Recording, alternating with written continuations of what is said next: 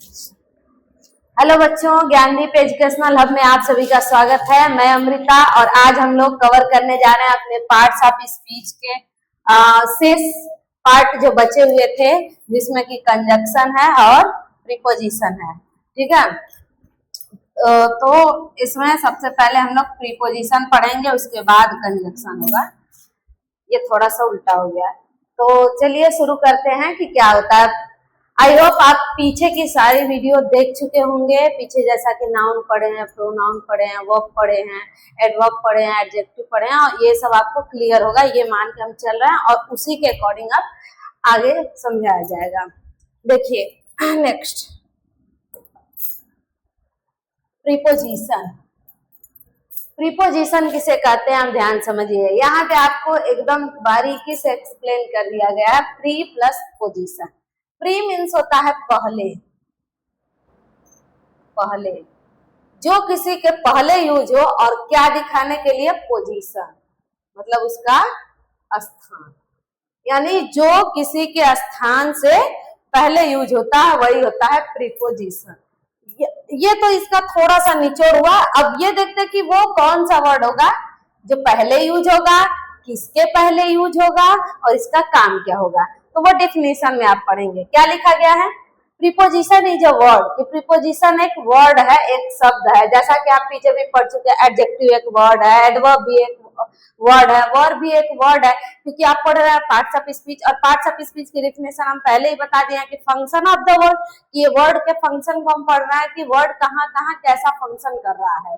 तो वही यहाँ समझाया गया कि प्रीपोजिशन एक वर्ड है विच, जो कि यूज्ड होता है, प्रयोग होता है बिफोर से पहले, क्योंकि यहाँ लिखा ही गया है प्री, तो वही कह रहा है बिफोर, जो पहले यूज होगा एनी नाउन आर प्रोनाउन, किसी नाउन या प्रोनाउन से पहले, यानी किसी संज्ञा या सर्वनाम से पहले यूज होगा। अब नाउन क्या होता है और प्रोनाउन क्या होता है, हमें उम्मीद है कि आपको ये पूरा अच्छे से मालूम होगा, यानी आप इसको सेंटेंस में आराम से फाइंड कर सकते हैं। Noun is a naming word and pronoun is a name which is used in place of noun. Next क्या बोल रहा है कि भाई ये तो नाउन या प्रोनाउन से पहले यूज होगा, प्रीपोजिशन की पहली शर्त हो गई। और दूसरी शर्त क्या है, एंड रिलेट, और रिलेट करेगा इट, इसे, किसको, नाउन या तो प्रोनाउन को, with any other noun or pronoun, किसी दूसरे नाउन या प्रोनाउन। नाउन या प्रोनाउन के जगह हम वर्ड भी लिख सकते हैं, कोई जरूरी नहीं कि केवल नाउन या प्रोनाउन भी होगा, कोई दूसरा वर्ड भी हो सकता है। तो क्या बोल रहा है, ध्यान दीजिए कि प्रीपोजिशन इज अ वर्ड, कि प्रीपोजिशन एक वर्ड है जो कि किसी नाउन या प्रोनाउन से पहले यूज होगा, ये फिक्स है। प्री प्लस पोजीशन, यानी ये किसी के पहले यूज हो रहा है स्थिति दिखाने के लिए, तो किसके पहले, नाउन या प्रोनाउन के पहले, और यूज होकर के उस नाउन या प्रोनाउन का संबंध, रिलेट माने उसको जोड़ेगा, संबंध बताएगा किसी अदर वर्ड से, किसी दूसरे शब्द से। अब एग्जाम्पल से देखते हैं कैसे। देखिए जैसे यहाँ पे हम एग्जाम्पल ले रहे हैं, ध्यान दीजिए। जैसे कह दिए you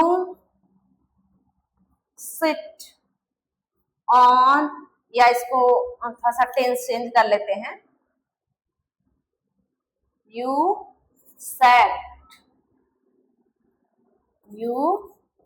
sat on the mat, you sat on the mat। अब ये एग्जाम्पल है। अब इसमें हमें ढूंढना है प्रीपोजिशन, और देखना है कि कैसे वो प्रीपोजिशन इस कंडीशन को फॉलो कर रहा है। कंडीशन क्या है कि नाउन या प्रोनाउन से पहले क्या होना चाहिए, यूज होना चाहिए, और उसको जोड़ेगा किसी दूसरे वर्ड से। तो ध्यान दीजिए क्या बोला है, तुम, सैट बैठते थे, वर्ब है सेकेंड फॉर्म, यानी पास्ट इंडिफिनिट, तुम बैठते थे, ऑन माने पर, द मैट मीन्स क्या हुआ, चटाई, तुम चटाई पर बैठते थे। तो ये मैट शब्द क्या है, ये बताइए, किसी वस्तु का नाम है। जब किसी वस्तु का नाम है तो ये हमारा क्या हो गया, नाउन। ये क्या हो जाएगा भाई, नाउन। अब इस नाउन के पहले क्या यूज हुआ है, ध्यान दीजिए, इस नाउन के पहले क्या यूज हुआ है, ऑन, और ऑन क्या है, पर। अब ये पर शब्द किससे जोड़ रहा है, बैठने से, कि नहीं तुम बैठते थे। देखो नाउन से पहले यूज हुआ, और इसका संबंध है बैठना से, कि नहीं चटाई पर तुम क्या करते थे, बैठते थे। तो इसीलिए यहाँ लिखा गया है कि इसको जोड़ेगा अदर वर्ड थे। वर्ड में नाउन या प्रोनाउन ही नहीं होगा, कुछ भी हो सकता है, वर्ब भी हो सकता है। तो इसीलिए यहाँ पे हम एग्जाम्पल थोड़ा चेंज करके लिए ताकि आपको समझ में आए। तो क्या बोल रहा है, ध्यान से देखो, you sat on the mat, तुम मैट पर बैठते थे। तो तुम मैट पर बैठते थे, तो यहाँ मैट नाउन है। अब ये नाउन जो है, नाउन का संबंध है, यानी इस चटाई का संबंध है बैठने से, चटाई का संबंध है बैठने से, और चटाई और इसको बैठने को जोड़ कौन रहा है, ऑन, यही तो जोड़ रहा है, यही तो संबंध दिखा रहा है, इसलिए हमारा प्रीपोजिशन है। और इसकी शर्त क्या है, ये नाउन से पहले यूज होगा, तो नाउन से पहले यूज हुआ ही है। द तो हमारा आर्टिकल में आता है, तो ये तो इसमें आएगा नहीं, तो इसलिए प्रीपोजिशन क्या है, प्री प्लस पोजिशन, यानी जो पोजीशन बताता है किसी नाउन या प्रोनाउन से पहले आएगा और उसका संबंध किसी दूसरे शब्द से बताएगा। और एग्जांपल्स देख लेते हैं ताकि ये क्लियर हो जाए। तो एग्जांपल देखिए, जैसे क्या लिखा गया है, he puts his bag in the अलमीरा, इज नहीं रहेगा, ठीक है, प्रेजेंट इंडेफिनिट है। क्या बोल रहा है भाई, देखिए, he puts bag, ही माने वह, पुट्स माने रखता है, बैग, बैग को, वो बैग को रखता है किसमें, इन द अलमीरा, अलमीरा में, वो अलमीरा में बैग को रखता है। अब यहाँ ध्यान दीजिए, नाउन क्या, पहले नाउन छापो, बैग भी हमारा क्या है बताओ, नाउन, क्योंकि यह किसी वस्तु का नाम है। अलमीरा किसी वस्तु का नाम है, ये भी हमारा क्या हो गया बताओ, नाउन। अब यहाँ और कुछ छाटो, ही क्या है, प्रोनाउन, पुट क्या है, वर्ब। अब आपको सब छाटने आ जाना चाहिए, क्योंकि पार्ट्स ऑफ स्पीच अब आप लगभग खत्म कर चुके हैं, लास्ट मोमेंट पे हम लोग चल रहा है। तो यहाँ देखो, ये प्रोनाउन है, ये वर्ब है, अब ये हमारा नाउन है, ये भी नाउन है, तो इस नाउन से पहले कोई आर्टिकल, कोई प्रीपोजिशन यूज दिख रहा है, नहीं दिख रहा है। इस नाउन से पहले कुछ द आर्टिकल होता है, तो इसकी बात तो हमें करनी नहीं है, हम पढ़ क्या रहे हैं, प्रीपोजिशन। तो इस नाउन से पहले क्या यूज दिख रहा है, इन दिख रहा है, यानी नाउन से पहले तो प्रयोग हो गया, ठीक है। अब ये जोड़ किसको रहा है, यानी अलमीरा में संबंध किसका है बताइए, बैग से। अब यहाँ ध्यान दीजिए, अब ये जो इन है, ये अलमीरा और बैग को जोड़ रहा है, मतलब ये नाउन से पहले यूज होकर के नाउन को ही जोड़ रहा है। अब देखो यहाँ ध्यान से, पीछे आप पढ़े हैं, अभी हम बताए हैं, क्या कह रहा है, relate it with any other noun और प्रोनाउन, या फिर अदर वर्ड हो सकता है। बात समझ आ रही कि नहीं, कहना क्या चाहते हैं, ध्यान दीजिए। तो वही चीज यहाँ पे हम समझा रहे हैं, क्या लिखा गया, he puts bag in the अलमीरा, अलमीरा नाउन, ठीक है, अलमीरा हमारा नाउन है, बैग हमारा नाउन है, अलमीरा से पहले इन है, अब इन जोड़ रहा है किसको, बैग को, कि नहीं, अलमीरा में क्या होता है, बैग। तो ये संबंध, ये वर्ड दिखा रहा है, तो इसलिए यह संबंध सूचक हुआ, क्योंकि प्रीपोजिशन की हिंदी क्या होती है, संबंध सूचक। और दूसरी शर्त ये क्या है कि नाउन से पहले यूज हो रहा है, प्री प्लस पोजीशन। तो यानी यहाँ इस लाइन में हमारा जो प्रीपोजिशन होगा वो इन होगा, किस बेसिस पर है, सारे कंडीशन फॉलो हो रहे हैं। अब आगे यहाँ देखिए, you danced on the floor, तुम फ्लोर पर डांस किए, पास्ट इंडेफिनिट, क्योंकि डांस्ड है यहाँ, ईडी लिखा हुआ है, यानी ये V2 है, विदाउट हेल्पिंग वर्ब। जब बिना हेल्पिंग वर्ब का आ जाए तो समझ जाओ कि वो पास्ट इंडेफिनिट होगा या तो प्रेजेंट इंडेफिनिट होगा। तो अगर वो प्रेजेंट इंडेफिनिट है तो ध्यान रखिए कि उसमें एस वर्ब में लगा रहेगा, और सिंगुलर है तो प्लूरल है तो लगता ही नहीं। हालांकि टेंस का वीडियो बनेगा जिसमें हम पूरा कवर करेंगे। अब इसमें ध्यान दीजिए, ऑन देखिए किसके पहले यूज हुआ है, फ्लोर से पहले। फ्लोर क्या है, किसी भी चीज का नाम है, तो ये क्या हुआ, नेमिंग वर्ड, नेमिंग वर्ड हुआ नाउन, तो नाउन से पहले यूज हुआ ऑन। अब ऑन फ्लोर पर क्या हो रहा है, नाचने का काम हुआ, इस फ्लोर पर कौन सा काम हुआ, नाचने का।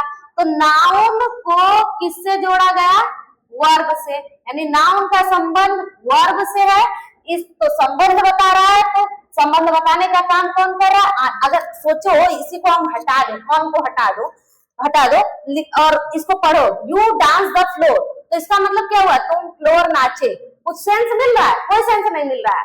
ऑन रख रहे हैं तभी तो यहाँ जोड़ रहा है कि नहीं, फ्लोर पर नाचने का काम हुआ है। तो ये ऑन क्या है, फ्लोर और डांस दोनों को आपस में रिलेट कर रहा है, जोड़ रहा है, इसलिए ये ऑन क्या हुआ, रिलेटिंग वर्ब। देखो अभी शुरू में बताना भूल गए हैं, नोट करके आप लिख लेंगे। प्रीपोजिशन का उतना लेंदी आपको डेफिनेशन नहीं याद करना, वो तो समझने के लिए उतना लेंदी हम लिख दिए थे। प्रीपोजिशन को अगर शॉर्टकट में बोले तो preposition is a relating word. क्या होता है भाई, रिलेटिंग वर्ड। जैसे नाउन होता है नेमिंग वर्ड, वैसे ही प्रीपोजिशन हमारा क्या होता है, रिलेटिंग वर्ड्स। ध्यान देना है, preposition, what is preposition? Preposition is a relating word, जो कि रिलेट करेगा, जो कि जोड़ेगा, ठीक है। अब यहाँ देखो क्या बोला गया, तो यहाँ रिलेट कौन कर रहा है? आन कर रहा है। किसको किससे कर रहा है? नाचने को फर्श से कर रहा है, फ्लोर से, कि नहीं फ्लोर्स पर नाचा गया, और नाउन से पहले यूज हुआ है, इसलिए प्रीपोजिशन। आगे देखो, she is always with me. अब यहाँ ध्यान से देखो, पहले सब प्रोनाउन के जो सॉरी पार्ट्स ऑफ स्पीच में जो जो आता है सबको अलग अलग कर लो। सी हमारा क्या हुआ? प्रोनाउन। इज क्या हुआ? वर्ब हुआ। ऑलवेज हटाइए, ऑलवेज, अच्छा ऑलवेज को भी समझा देते हैं, पहले इसको देखो। मी क्या है? हमारा प्रोनाउन। अब देखो इसमें नाउन नहीं है, लेकिन प्रीपोजिशन में क्या बोला गया है कि वो या तो नाउन या प्रोनाउन से पहले आएगा। तो अब तक नाउन से पहले आ रहा था, प्रोनाउन से पहले। तो प्रोनाउन से पहले देखो क्या है? विथ, के साथ। अब के साथ, ऑलवेज का मतलब होता है हमेशा। देखो इसका हिंदी क्या होगा? पहले देखो, she is always with me, यानी वो हमेशा मेरे साथ होती है। तो जो होना है यानी वो हमेशा मेरे साथ होती है, तो ये होना एक क्रिया है। अब होती है कब? हमेशा। कब? कहाँ का? जब भी आंसर आज समझ जाओ एडवर्ब है। तो जब ये ऑलवेज वर्ड कब होती है? हमेशा। किसका आंसर दे रहा है? कब का। तो जो वर्ड कब का आंसर दे वो समझ जाइए कि एडवर्ब है, ध्यान दीजिएगा। या ऐसे समझो कि ये ऑलवेज शब्द किसकी विशेषता बता रहा है, यानी इन दोनों के आपस में साथ होने की। तो जब साथ होने की बात बताओ, साथ होना क्या हुआ? एक तरह से स्टेटिव वर्ब हो गया। जब ये स्टेटिव वर्ब है तो वर्ब की जो विशेषता बता रहा है वो हमारा एडवर्ब हुआ। तो ऑलवेज हमारा क्या हुआ? यहाँ पे एडवर्ब हुआ। अब यहाँ एडवर्ब को हमें छोड़ देना है और हमें केवल नाउन प्रोनाउन देखना है। तो यहाँ पे प्रोनाउन है, नाउन तो है नहीं। प्रोनाउन से पहले विथ यूज हुआ, यूज होकर के ये विथ किसके साथ जोड़ रहा है? कि सी, कि वह मेरे साथ होती थी। अब यहाँ प्रोनाउन और प्रोनाउन को जोड़ रहा है कौन? प्रीपोजिशन। प्रोनाउन, यानी यहाँ पे प्रीपोजिशन प्रोनाउन से पहले यूज होकर के प्रोनाउन को जोड़ रहा है। तो प्रीपोजिशन एक वर्ड है जो नाउन या प्रोनाउन के पहले आएगा और जोड़ेगा किसको भाई? किसी भी दूसरे वर्ड को। वो नाउन भी हो सकता है, प्रोनाउन भी हो सकता है, वर्ब भी हो सकता है। अगर देखिए, you go to school daily, तुम स्कूल प्रतिदिन जाते हो। अब यहाँ ध्यान दो, यहाँ पे स्कूल भी नाउन है, क्यों? नेमिंग वर्ड है, ठीक है। डेली, प्रतिदिन, इसको छोड़िए, कॉम्प्लीमेंट में आ गया। आगे है गो, वर्ब हुआ। अब यहाँ ये क्या है? प्रोनाउन। देखिए प्रोनाउन से पहले कोई वर्ड यूज है? नहीं। नाउन से पहले यूज है? हाँ यूज है, टू। तो नाउन से पहले यूज हुआ। अब नाउन से पहले यूज होकर के किससे जोड़ रहा है? वो से, कि नहीं तुम प्रतिदिन स्कूल जाते हो। तो ये नाउन से पहले यूज होकर के जो संबंध किससे बता रहा है? जाने से। कि स्कूल का संबंध किससे है? जाने से। तो यही वर्ड जो है स्कूल और गो को जोड़ रहा है, रिलेट कर रहा है, इसीलिए हमारा रिलेटिंग वर्ड हुआ। और रिलेटिंग वर्ड हमारा क्या हो गया? प्रीपोजिशन। ये याद रखिएगा। तो आई होप प्रीपोजिशन आपको क्लियर होगा। अब प्रीपोजिशन जो होते हैं ये बहुत होते हैं, प्रीपोजिशन ढेर सारे होते हैं। अगर हम इसी में प्रीपोजिशन पढ़ाने लगे तो ये प्रीपोजिशन टॉपिक बहुत लंबा हो जाएगा। इसलिए प्रीपोजिशन का एक अलग से क्लास बनेगा, अलग से वीडियो बनाया जाएगा। तो जितना भी प्रीपोजिशन होता है वो सब एक वीडियो में कवर होगा। अभी हमारा जो टारगेट है वो है पार्ट्स ऑफ स्पीच को कवर करना। तो पार्ट्स ऑफ स्पीच में अभी हम प्रीपोजिशन कंफर्म कर लिए कि how will you identify the preposition. तो प्रीपोजिशन कैसे आइडेंटिफाई करना है? तो नाउन या प्रोनाउन से पहले देखोगे जो वर्ड किसी दूसरे वर्ड के साथ जोड़ने का काम कर रहा होगा वो हमारा क्या हो जाएगा? प्रीपोजिशन। अब हम आते हैं अपने नेक्स्ट पार्ट्स ऑफ स्पीच पर, जो कि है कंजक्शन। ओके, अभी बात समझ में आ गई। प्रीपोजिशन के लिए हम अलग से पूरा वीडियो बनाएंगे जिसमें जितने भी प्रीपोजिशन होते हैं, ऑफ हो गया, विथ हो गया, इन हो गया, ओवर, एबोव, ये सब उसमें कवर किया जाएगा। कब किसका कहाँ यूज करते हैं और कितने प्रकार का होता है, किस बेसिस पर इसको डिवाइड किया गया है, देख लीजिए तब। अब हम आगे आते हैं कंजक्शन पर। तो ध्यान दीजिए, कंजक्शन क्या होता है? कंजक्शन की हिंदी होती है संयोजक। क्या होती है बच्चे? संयोजक। संयोजक या इसी को बोलते हैं समुच्चय। सॉरी, समुच्चय, समुच्चय सूचक, ठीक है। तो ध्यान दीजिए, क्या बोल रहा है? A conjunction is a word. Conjunction एक वर्ड है। अब पार्ट्स ऑफ स्पीच में जो भी डिफिनेशन पढ़ोगे इतना लाइन तो आपका मैंडेटरी है। इज अ वर्ड, चाहे एडवर्ब है adverb is a word, adjective है adjective is a word, verb is a word, ये सब मैंडेटरी है बताने के लिए कि नहीं ये एक शब्द है, क्योंकि पार्ट्स ऑफ स्पीच के डिफिनेशन में ही हम बता चुके हैं क्यों इसको बोला जा रहा है ऐसा। तो conjunction is a word which join, जो कि क्या करता है? ज्वाइन। ज्वाइन माने क्या होता है बताओ? जोड़ना। वहां जोड़ नहीं रहा था, वहां संबंध बता रहा था प्रीपोजिशन में, ध्यान रखिएगा। ये जोड़ता है किसको? टू आर या मोर देन टू वर्ड्स, चाहे दो शब्द होंगे, मोर देन माने दो से अधिक भी शब्द हो सकते हैं। अब शब्द के अलावा और क्या हो सकता है? फ्रेज। फ्रेज क्या होता है? अभी समझा दे रहा है। उपवाक्य। फ्रेज को क्या बोलते हैं हिंदी में? उपवाक्य बोलते हैं। सॉरी उपवाक्य नहीं, इसको वाक्यांश या वाक्य खंड बोलते हैं। एक मिनट, सॉरी फॉर दैट। इसको बोलते हैं वाक्य खंड। क्या बोलेंगे बच्चे? वाक्य खंड। और इसको क्या बोलते हैं? उपवाक्य। उपवाक्य, ओके। या फिर सेंटेंस तो जानते ही है क्या हुआ? वाक्य। ध्यान दीजिएगा, थोड़ा गर्मी हो रहा है, पानी पी ले बहुत ज्यादा।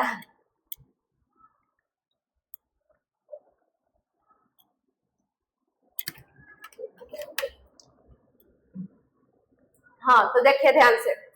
अच्छा कंजक्शन, पहले देखो इतना लेंथी डेफिनेशन क्यों लिखा गया है? ताकि आप एक एक पॉइंट या एक एक कंडीशन को समझ सको।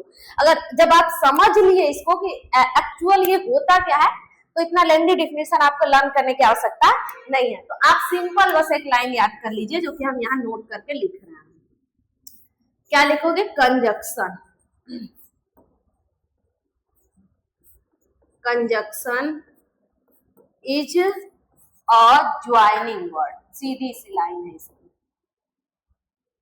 NING, joining word. बस इतना इनफ है। लेकिन कब? जब ये जान पाओ तब कि नहीं इसका मतलब क्या है। ठीक है, तो क्या बोल रहा है? Conjunction is a joining word. Conjunction क्या है? Joining word. अब ये ज्वाइन किसको किसको करेगा? जोड़ेगा किसको किसको? ये समझो, किसको किसको जोड़ेगा?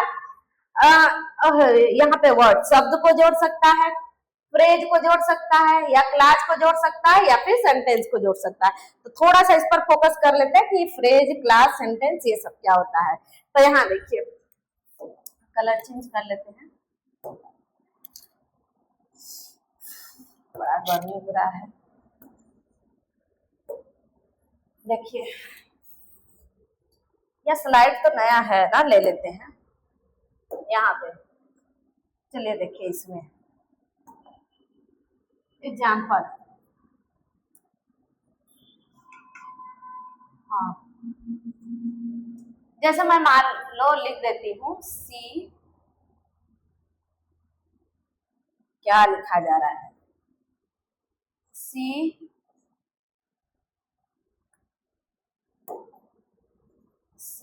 said that, she said that you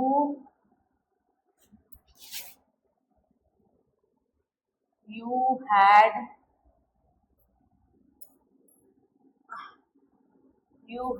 cheat, you had cheat, नहीं दूसरा वर्ड है, you had touched me। जैसे एक ये एग्जाम्पल हुआ। दूसरा एग्जाम्पल ध्यान दीजिए, जैसे लिख दूं I bought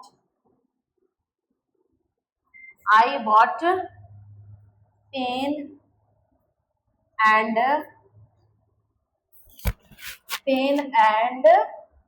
copy.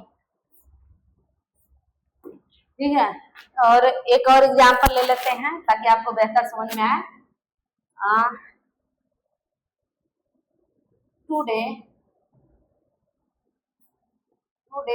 I will be at home or at office. Okay, तो ध्यान से समझिए। अगर आप ध्यान से वीडियो देख लेते तो पार्ट्स ऑफ स्पीच में आपको कोई डाउट नहीं होगा। कहीं से कोई सेंटेंस दिया जाएगा और बोले जाएगा कि इसमें कौन सा पार्ट्स ऑफ स्पीच है बताओ, तो आराम से बता सकते हैं। बस थोड़ा सा अगर ध्यान दीजिए तब, और ऐसे स्किप कर करके भगाते जाएंगे तो नहीं समझ में आएगा। ध्यान से देखिए क्या बोल रहा है यहाँ पे, सी सेड। अब देखो यहाँ पे पहले अर्थ निकाल लेते फिर समझाते हैं। सी सेड, वह बोली, दैट की यू हैड टॉट मी, कि तुम मुझे पढ़ाते थे। ठीक है, अब यहाँ बोला वह मुझे बोले कि तुम मुझे पढ़ाते थे। ये पास्ट इंडेफिनिट का सेंस देगा, ध्यान रखिएगा, क्योंकि ये नरेशन के अकॉर्डिंग बना हुआ है। परफेक्ट में है लेकिन वो सेंस नहीं जाएगा। अब ध्यान दो यहाँ, इसमें पहले हम बताते हैं फ्रेज क्या होता है। तो देखो फ्रेज को बोलते हैं वाक्यांश चाहे वाक्य खंड। अब क्लाज को हम बोलते हैं उपवाक्य। वर्ड तो जानते ही हैं, शब्द क्या होता है, अक्षरों के समूह को शब्द बोलते हैं। अ सेंटेंस जानते ही हैं, group of words which makes a complete sense is called a sentence. तो स्पेशली इन दोनों को पहले समझना है। तो देखो वाक्यांश मीन्स, देखो अर्थ से ही पता चल रहा है, वाक्य प्लस अंश। इसको तोड़ लो, वाक्य प्लस अंश। ठीक है, उपवाक्य मतलब वाक्य का एक छोटा भाग है ना, उपवाक्य। जैसे देखो हमारे यहाँ होता है ना प्रिंसिपल और वाइस प्रिंसिपल। जैसे स्कूलों में तो प्रिंसिपल होता है, प्रिंसिपल से थोड़ा सा जो नीचे आता है वो वाइस प्रिंसिपल होता है, उप प्रधानाचार्य। तो वैसे ही वाक्य होता है, वाक्य का छोटा जो रूप होता है वो उपवाक्य होता है, उसको क्लाज बोलते हैं। अब देखो जो फ्रेज होता है ये वाक्य का अंश होता है, लेकिन इसका कोई सेंस नहीं मिलता है, मतलब ये मीनिंगफुल नहीं होता है। अगर इसको देखोगे तो इसका कोई मीनिंग नहीं मिलता है ना, मीनिंगफुल नहीं होता है। नो, यहाँ लिख देते हैं, जो आपको वाक्यांश मिलेगा ये मीनिंगफुल नहीं होगा, इसका कोई अर्थ आपको नहीं मिलेगा। लेकिन जो एक चीज और कि ये इसमें कोई भी वर्ड हो सकता है, लेकिन क्लास जो होता है इसमें क्या होता है, सब्जेक्ट प्लस वर्ब। ये वर्ब से कर लीजिए, सब्जेक्ट प्लस वर्ब ये जरूरी है, एकदम मैंडेटरी है, ये याद रखिएगा। सब्जेक्ट प्लस वर्ब जो है रहेगा किसमें, क्लाज है तब। क्लाज में सब्जेक्ट प्लस वर्ब का कॉम्बिनेशन होता है, पहली बात। और दूसरी बात कि इसका मीनिंगफुल सेंस होता भी है और नहीं भी होता है, दोनों हो सकता है। यानी मीनिंगफुल सेंस नहीं भी दे सकता है या फिर ये दे भी सकता है, ये भी याद रखिए। तो फिर से मेरी बात ध्यान से सुनिए, फ्रेज क्या होता है, वाक्य का एक अंश होता है, लेकिन उसका मीनिंगफुल सेंस होता ही नहीं है। कुछ क्या कहना चाहता है आप समझ ही नहीं पाएंगे। लेकिन क्लाज होता है उसमें सब्जेक्ट प्लस वर्ब होता है, सब्जेक्ट प्लस वर्ब होता है, मैंडेटरी जरूरी होता है कि सब्जेक्ट प्लस वर्ब रहेगा ही। अब वो कंडीशन होती है कि मीनिंगफुल सेंस दे भी सकता है, नहीं भी दे सकता है, क्योंकि क्लास दो होते हैं। अब अलग से जब ये चूंकि 11th 12th का सिलेबस है, क्लास चूंकि कंजक्शन समझाना है तो बताना पड़ रहा है कि क्लास क्या होता है।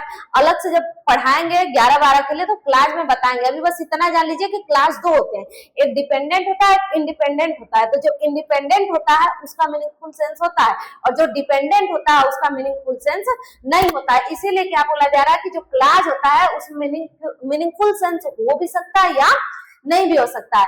तो हमारा कंजक्शन क्या करता है, या तो फ्रेज को जोड़ेगा या तो किसको जोड़ेगा, क्लास को जोड़ेगा, या वर्ड को भी जोड़ सकता है। अब देखो कैसे, अब इतना बस याद रखिए कि अगर क्लास है तो सब्जेक्ट प्लस वर्ब रहेगा कंपलसरी, और सब्जेक्ट वर्ब नहीं है, कोई भी वर्ड एक साथ ग्रुप में रख दिया, अर्थ तुमको नहीं मिल रहा, समझो ये फ्रेज है, यानी किसी वाक्य का एक भाग तुमको दे दिया गया है। अब देखिए, सी सेड दैट, सी माने वह, सेड माने बोली।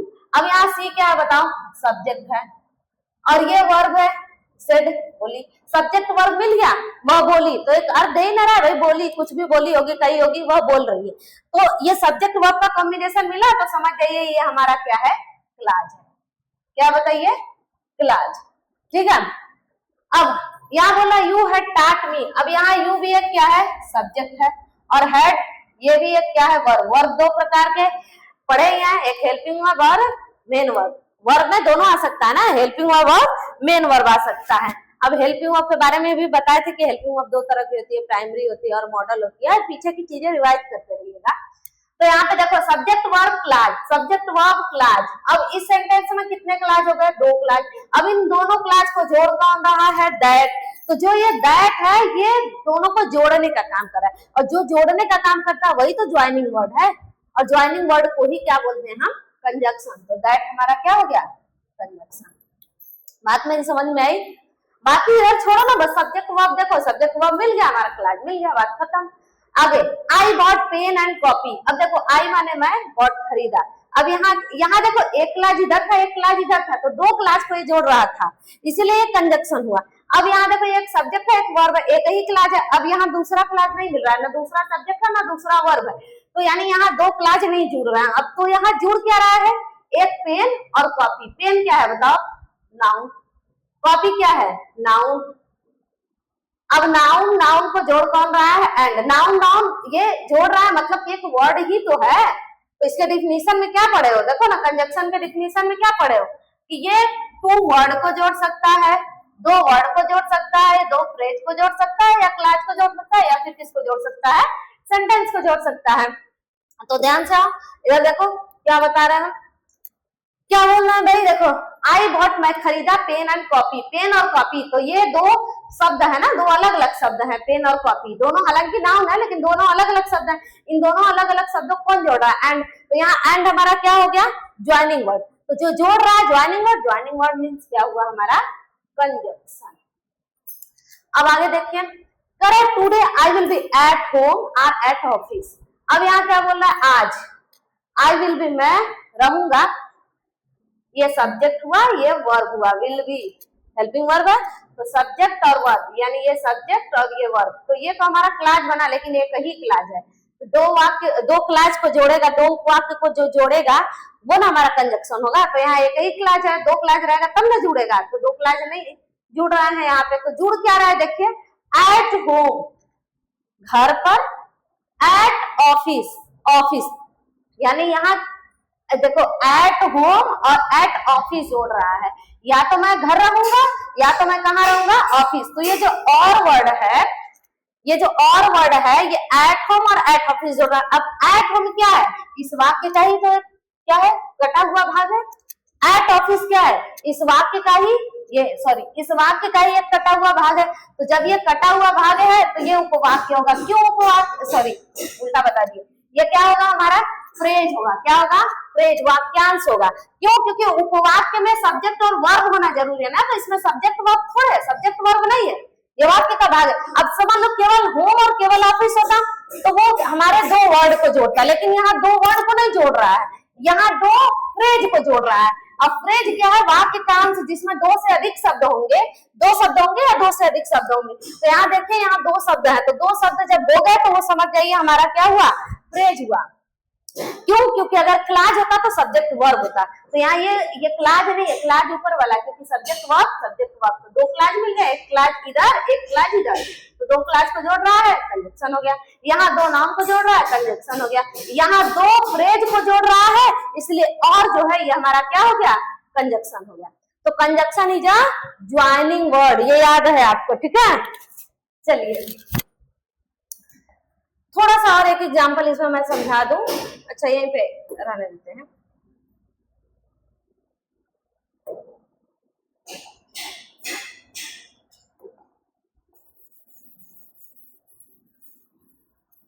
एक और एग्जाम्पल लेके समझा देते हैं ताकि आपको क्लियर हो जाए।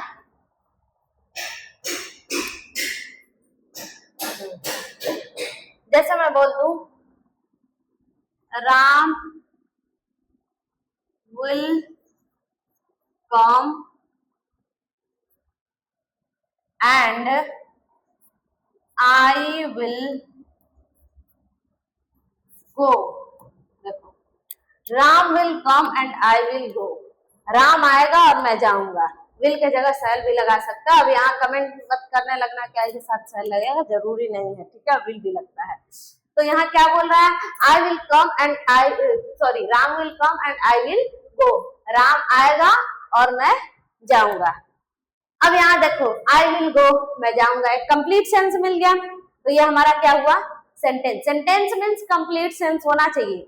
अभी हम बोले ना क्लास में सब्जेक्ट वर्ब होगा लेकिन मीनिंगफुल सेंटेंस मीनिंगफुल सेंस होगा ये जरूरी नहीं है, हो भी सकता है नहीं भी हो सकता है, लेकिन सेंटेंस है तो कंप्लीट सेंस होगा। सेंटेंस की डिफिनेशन जानते ही हम, तो क्या बोल रहा है, आई विल गो एक सेंटेंस, राम विल कम एक सेंटेंस, दो सेंटेंस को जोड़ रहा है तो कौन है ज्वाइनिंग वर्ड, एंड। ये हमारा एंड क्या हुआ, कंजक्शन। ये बात समझ में आई, कंजक्शन क्या है, conjunction is a joining word, preposition is a relating word. Next देखिए, जैसे एग्जांपल देख लो, और इसमें देखो वीना एंड श्वेता, वीना श्वेता दोनों वर्ड है, दोनों नाउन है लेकिन एक वर्ड ही तो है, तो दोनों को जोड़ने का काम कौन किया, एंड कंजक्शन हो गया। Mukesh gave me a book and an ink pot. अब देखो यहाँ मुकेश गेव मी, यहाँ तक तो एक वाक्य है कि मुकेश ने मुझे दिया, क्या दिया, ए बुक एक book, and an ink pot और एक इंक पॉट, तो ए बुक और इंक पॉट इन दोनों, अब देखो यहाँ दो शब्द हो गए और यहाँ भी दो शब्द हो गए, दो वर्ड हो गए, एन इंक पॉट, तो ये हमारा फ्रेज हो गया। अब इन दोनों फ्रेजों को जोड़ कौन रहा है, एंड, तभी ये हमारा क्या कहलाएगा, कंजक्शन, शर्त पूरी कर रहा है। अब आगे, I went to see him, I went to see him, मैं उसको देखने गया, मैं उससे मिलने गया, but he was not there, लेकिन वो वहां नहीं था, मैं उससे मिलने गया लेकिन वो वहां नहीं था। अब देखो यहाँ मैं उससे मिलने गया, एक सेंटेंस, और वो वहां नहीं था, ये दूसरा सेंटेंस, दो सेंटेंस को कौन जोड़ रहा है, बट, तो ये क्या हो गया, रिलेटिंग वर्ड यानी कंजक्शन। आगे, you are lazy but intelligent, तुम आलसी हो लेकिन इंटेलिजेंट हो, तो लेजी एक वर्ड है, इंटेलिजेंट एक वर्ड है, दो वर्ड को कौन जोड़ा, बट, तो ये हमारा क्या हो गया बताइए, कंजक्शन, क्योंकि रिलेट कर रहा है, रिलेटिंग वर्ड है, चाहे वो हमारे वर्ड को जोड़ सकता है, सेंटेंस को जोड़ सकता है, फ्रेज को जोड़ सकता है, ठीक है, ध्यान रहे आपको। आई होप कंजक्शन आपको समझ में आ गया होगा। आगे देखिए, कुछ कंजक्शंस हैं उनको आप ध्यान दीजिए, जैसे जो एंड होता है, बट होता है, आर होता है, ये सब तो प्रायः मिल जाता है, इसके अलावा भी ये हैं, आप याद रखिएगा। जैसे एंड हो गया, एज वेल एज हो गया, अदरवाइज हो गया, आर एल्स हो गया, है ना, देयरफॉर हो गया, सो हो गया, हेंस हो गया, कंसिक्वेंटली, इन सब का मतलब होता है इसलिए, लेकिन अलग अलग जगह यूज होता है, कहाँ यूज होगा, अलग अलग जगह, ठीक है। इन सब का मतलब रिजल्ट के लिए होता है, इसलिए क्या होता है, इसलिए या अतः होता है, बात में समझ में आ रही है ना। ये कुछ कंजक्शन है जिनको आप क्या करेंगे, ध्यान में रखेंगे। आगे, एंड हो गया, और एज वेल एज, जैसा कि, अदरवाइज माने अन्यथा, और एल्स माने भी होता है अन्यथा या नहीं तो, बात समझ में आई ना। तो ये कुछ कंजक्शंस है जो आपको कम यूज में मिलेगा, मतलब इनका कम यूज दिखेगा, इन सब का ज्यादा, इसका देखो ज्यादा यूज मिलता है, मतलब मैक्सिमम, और इनका बहुत कम यूज मिलता है। तो आपको ध्यान रखना है कि ये हमारे कंजक्शंस हैं, इनका काम क्या होता है, जोड़ना, किसको जोड़ना, वर्ड को, फ्रेज को, सेंटेंस को, क्लॉज को। हाँ, कुछ कंजक्शन और भी हैं, देख लीजिए। सम कंजक्शंस आर हियर, देखो जैसे आइदर आर हो गया, या तो, बीच में कोई वर्ड भरा जाएगा जो जोड़ेगा ना, आइदर आर उनको क्या करेगा, जोड़ेगा। नाइदर नार हो गया, ये वर्ड होगा इधर इधर जो जोड़ेगा, ठीक है। बोथ एंड होगा, ये हो गया। सो दैट माने ताकि, टू भी होता है, ये इसको देखो एडवर्ब टू बोलते हैं, क्या बोलते हैं, एडवर्ब टू, और ये होता है इंफिनिटिव टू,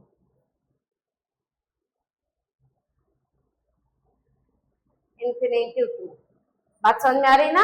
ये दो टू होते हैं, अगर एक साथ आ रहा है तो कंजक्शन का काम करेंगे, टू अकेले आ रहा है तो प्रीपोजिशन का काम करेगा, ध्यान दीजिएगा, कंफ्यूजन नहीं।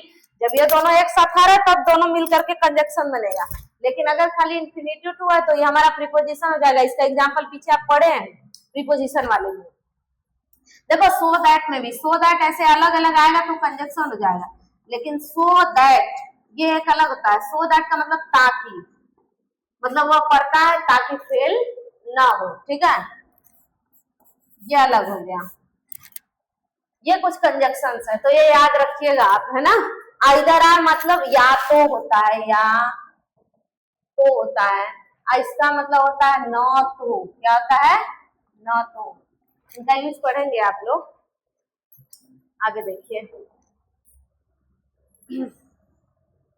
हाँ, आज हम लोग पार्ट्स ऑफ स्पीच खत्म कर देंगे, कल से आर्टिकल पढ़ेंगे और बहुत मजेदार टॉपिक है। उसमें कुछ ऐसे ऐसे यूनिक रूल्स आपको मिलेंगे जो आप अभी पढ़े नहीं होंगे। अभी छोटे क्लास में बस यही पढ़ते आ रहे हैं कि ये जो है हम कंसोनेंट के साथ लगा देते हैं, एंड वॉवेल के साथ लगा देते हैं, तो उसके अलावा भी कुछ एक्स्ट्रा ऑर्डिनरी रूल्स मिलेंगे जो आपको कल देखने को मिलेंगे। तो कल आर्टिकल की वीडियो जरूर देखिएगा, उसको छोटा या मामूली टॉपिक समझ के छोड़िएगा मत। इंटरजेक्शन, इंटरजेक्शन की हिंदी क्या होती है बताइए? विस्मय सूचक। क्या होता है? विस्मय सूचक, सॉरी, विस्मय सूचक, है ना।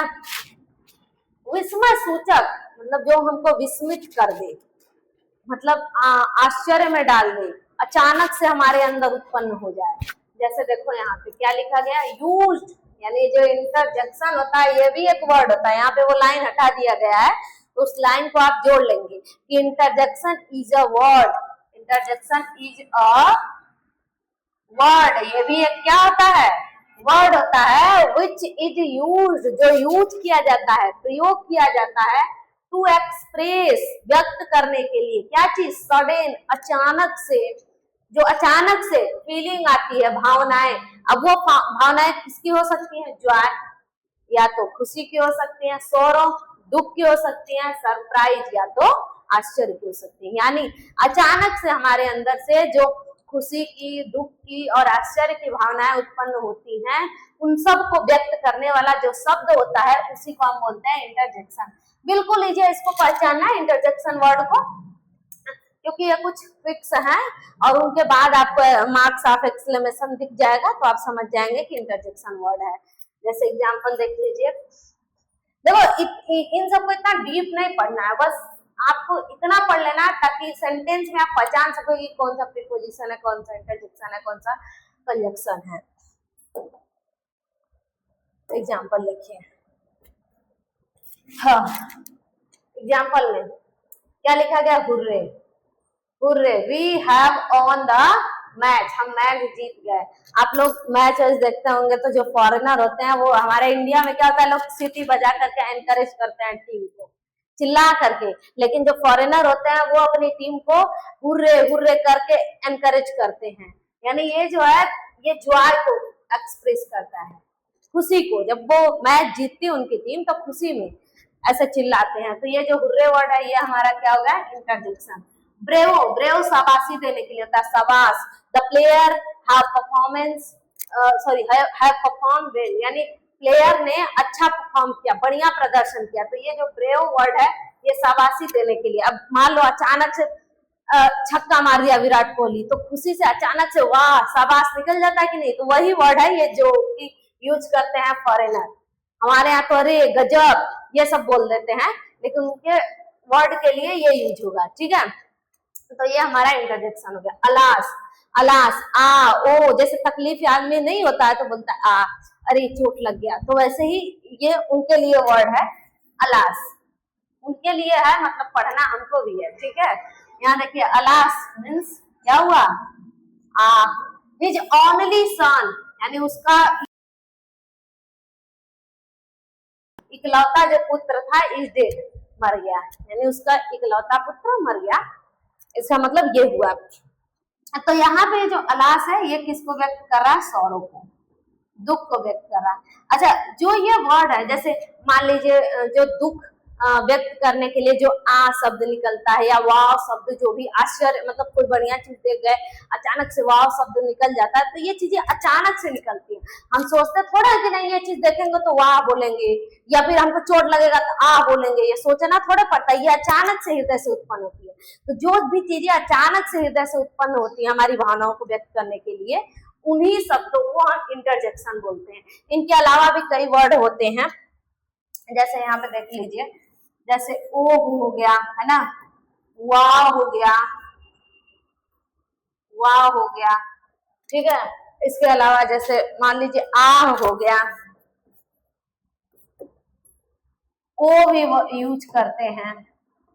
ऐसे कई शब्द आपको मिल जाएंगे, ज्यादातर यूज किए जाने वाले यही शब्द हैं, इनको हम क्या बोलेंगे, इंटरजेक्शन। इंटरजेक्शन मेरे ख्याल से आपको क्लियर हो गया होगा, ठीक है। तो आज के लिए इतना ही। अभी आर्टिकल भी समझाने वाले थे, लेकिन अगर हम उसको लेंगे तो बहुत लंबा वीडियो बन जाएगा, तो आर्टिकल के लिए एक अलग से वीडियो बनाई जाएगी, ठीक है। आई होप आपको पार्ट्स ऑफ स्पीच क्लियर हुआ होगा। धन्यवाद। पूरी वीडियो ध्यान से देखिए।